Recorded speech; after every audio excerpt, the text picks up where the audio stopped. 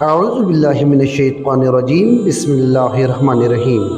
اللہ تبارک و تعالیٰ کے نام سے شروع جو بڑا مہربان اور نہایت رحم کرنے والا ہے۔ پیارے دوستو، قصص الانبیاء اور اسلامک سیریز کے دیکھنے اور سننے والوں کو السلام علیکم ورحمۃ اللہ وبرکاتہ۔ پیارے دوستو، جنت اللہ تبارک و تعالیٰ کی بنائی ہوئی وہ خوبصورت نعمت ہے جس کو نہ کسی آنکھ نے دیکھا اور جس کی آواز کو نہ کسی کان نے سنا۔ جنت ایک ایسا مقام ہے جس کو اللہ تبارک و تعالیٰ نے پاکیزہ چیزوں سے بنایا اور اس میں پاکیزہ اور نیک لوگ ہی داخل ہوں گے۔ لیکن کیا آپ جانتے ہیں کہ دنیا میں ایک ایسا کتا بھی تھا جو اپنی اصل کے اعتبار سے ناپاک اور نجس ہے، لیکن اس کے باوجود بھی اللہ تبارک و تعالیٰ روز قیامت اس کتے کو جنت میں داخل فرمائے گا۔ پیارے دوستو، کیا آپ جانتے ہیں کہ یہ کتا کون ہے اور اس کتے نے کون سا ایسا عمل کیا جو رب کو اتنا پسند آیا کہ اللہ تبارک و تعالیٰ نے اس کتے کی ناپاکی کو بھی نہ دیکھا اور اس کو جنت کی بشارت عطا فرما دی؟ یہ کتا 300 سال تک کیوں سوتا رہا؟ پیارے دوستو، ان تمام تر سوالات کے جوابات قرآن و حدیث کی روشنی میں آج کی اس ویڈیو میں ہم آپ کو بتائیں گے، لہٰذا آپ سے گزارش کی جاتی ہے کہ ہماری اس ویڈیو کو اینڈ تک ضرور دیکھیے گا۔ پیارے دوستو، بروز قیامت جنت میں صرف وہی لوگ داخل ہو سکیں گے جو اس دنیا میں اللہ تبارک و تعالیٰ اور اس کے رسول حضرت محمد مصطفیٰ کو راضی کر کے گئے اور قیامت والے دن کامیاب ہو گئے۔ جنت کے اندر کوئی بھی حرام اور نجس جانور داخل نہ ہو سکے گا۔ پیارے دوستو، اسلام کے اندر کتے کو ناپاک اور نجس العین کس وجہ سے کہا گیا ہے؟ اس کے متعلق روایات میں آتا ہے کہ کتے کو 3 بڑی وجوہات کی وجہ سے نجس اور حرام کہا گیا ہے۔ نمبر 1، کتے کے اندر یہ بری خصلت پائی جاتی ہے کہ یہ کتا ساری رات جاگتا رہتا ہے، اور جب اللہ تبارک و تعالیٰ کی رحمتوں کا نزول ہونا شروع ہو جاتا ہے اور وہ وقت شروع ہو جاتا ہے کہ جب اللہ تبارک و تعالیٰ کی رحمت چھم چھم برسنے لگتی ہے اور لوگ اللہ تبارک و تعالیٰ کی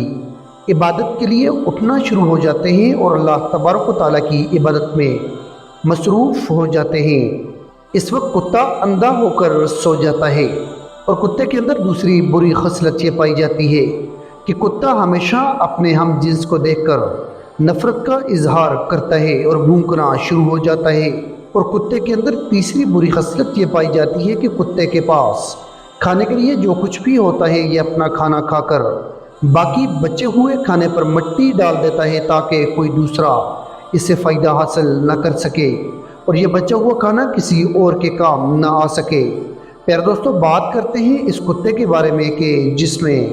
یہ تمام تر خصلتیں ہونے کے باوجود بھی اللہ تبارک و تعالیٰ اس کو جنت میں داخل کرے گا۔ پیارے دوستو، جنت میں داخل ہونے والے کتے کا نام قطمیر ہے اور یہ کتا اصحاب کہف کو کتا تھا۔ یہ کتا جنت میں کس طرح جائے گا، اس واقعے کا پس منظر کچھ یوں ہے۔ آج سے تقریباً 2000 سال پہلے شہر روم پر ایک جابر اور ظالم بادشاہ کی حکمرانی تھی۔ اس بادشاہ کا نام دقیانوس تھا اور یہ جابر اور ظالم بادشاہ اللہ تبارک و تعالیٰ کی وحدانیت کو چھوڑ کر بتوں کی پوجا کیا کرتا تھا اور لوگوں کو بھی بتوں کی پوجا کرنے کا حکم دیا کرتا تھا۔ اگر پورے شہر میں جو کوئی بھی بتوں کی پوجا کرنے سے انکار کرتا تو بادشاہ دقیانوس اس کو قتل کروا دیتا۔ ایک دن دقیانوس بادشاہ نے ایک ایسے شخص کو قتل کروایا جو اللہ تبارک و تعالیٰ کی وحدانیت پر ایمان رکھتا تھا اور بتوں کی پوجا کرنے سے انکار کیا کرتا تھا۔ جب بادشاہ دقیانوس کے حکم کے مطابق اس نیک شخص کو قتل کیا جا رہا تھا تو اس وقت کچھ نوجوانوں نے یہ ایمان افروز منظر دیکھا کہ اس نیک شخص کی روح کو لینے کے لیے آسمان سے فرشتے اس طرح نازل ہوئے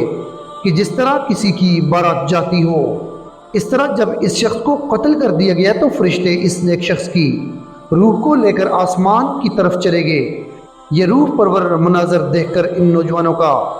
ایمان بھی جاگ اٹھا جو فرشتوں کے اس خوبصورت منظر کو دیکھ رہے تھے اور جن کی آنکھوں سے اللہ تبارک و تعالیٰ نے پردوں کو ہٹا دیا تھا۔ اس طرح جب ان چند نوجوانوں نے ایمان کی طاقت کو دیکھا تو یہ بھی اللہ تبارک و تعالیٰ کی وحدانیت پر ایمان لے آئے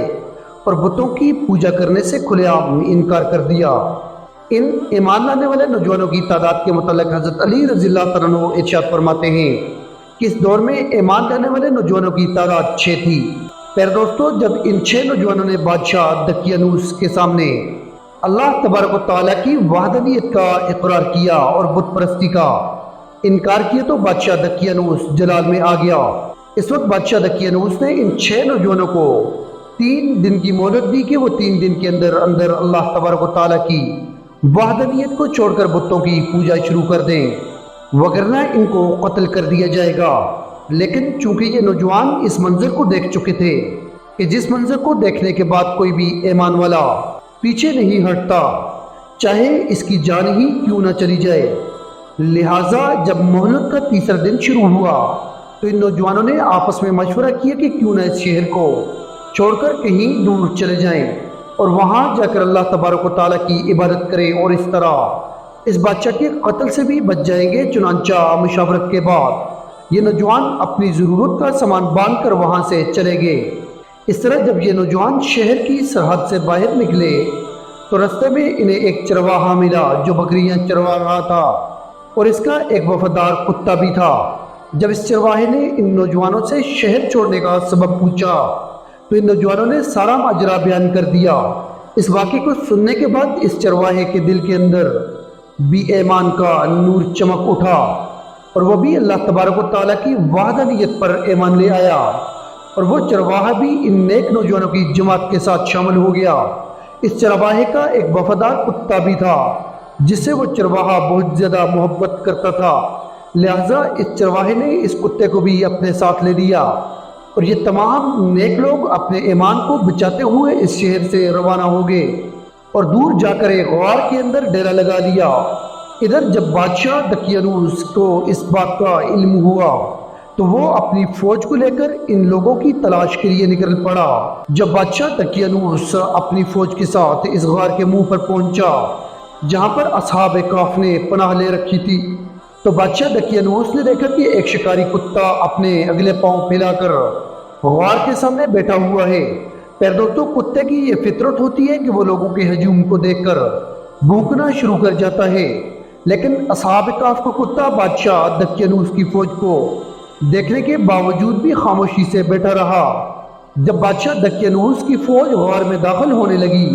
تو بادشاہ دقیانوس کہنے لگا کہ غار میں داخل ہونے کی کوئی ضرورت نہیں، کہ اگر غار میں کوئی ہوتا تو یہ کتا بھونکنا شروع کر دیتا، اور اس طرح بادشاہ دقیانوس اپنی فوج کو لے کر وہاں سے واپس چلا گیا، جیسا کہ اللہ تبارک و تعالیٰ قرآن کریم میں ارشاد فرماتا ہے، اور ان کا کتا غار کے دہانے کے اندر اپنے دونوں اگلے پاؤں پھیلائے پڑا تھا۔ پھر دوستو، اس طرح کتے نے اپنے بھونکنے والی فطرت کو چھوڑ کر اللہ تبارک و تعالیٰ کے نیک لوگوں کی مدد کی، اور اس طرح بادشاہ دقیانوس کتے کی اس خاموشی کو دیکھ کر واپس چلا گیا، اور اس کے بعد اللہ تبارک و تعالیٰ نے اصحاب کہف پر اور ان کے کتے پر ایسی خوبصورت نیند طاری کی کہ یہ لوگ 300 سال تک سوتے رہے، اور بعض روایات کے مطابق 309 سال تک سوتے رہے۔ اس طرح جب یہ 309 سال کا عرصہ سوتے ہوئے گزر گیا تو اس کے بعد ایک نیک دل بادشاہ کی حکومت آئی جو اللہ تبارک و تعالیٰ کی وحدانیت پر ایمان رکھتا تھا، لیکن اس زمانے کے لوگ اس بات پر ایمان نہ رکھتے تھے کہ مرنے کے بعد اللہ تبارک و تعالیٰ دوبارہ لوگوں کو زندہ کرے گا اور دوبارہ قیامت قائم ہوگی، اور اللہ تبارک و تعالیٰ تمام لوگوں سے حساب کتاب لے گا۔ ان لوگوں کا یہ عقیدہ تھا کہ جو ایک مرتبہ مر جاتا ہے تو وہ دوبارہ زندہ نہیں ہو سکتا۔ اس طرح وہ لوگ مرنے کے بعد اٹھائے جانے پر ایمان نہیں رکھتے تھے اور اللہ تبارک و تعالیٰ کی اس قدرت کا انکار کیا کرتے تھے۔ چنانچہ لوگوں کے اس عقیدت سے بادشاہ دقیانوس بہت بیزار تھا۔ اس وقت بادشاہ دقیانوس نے اللہ تبارک و تعالیٰ کی بارگاہ میں رو رو کر یہ دعا کی کہ یا رب العالمین، کوئی ایسا معجزہ دکھا کہ میرے لوگ اس بات کو مان جائیں کہ مرنے کے بعد اللہ تبارک و تعالیٰ تمام لوگوں کو دوبارہ زندہ کرے گا اور دوبارہ قیامت قائم ہوگی اور لوگوں کا حساب کتاب ہوگا۔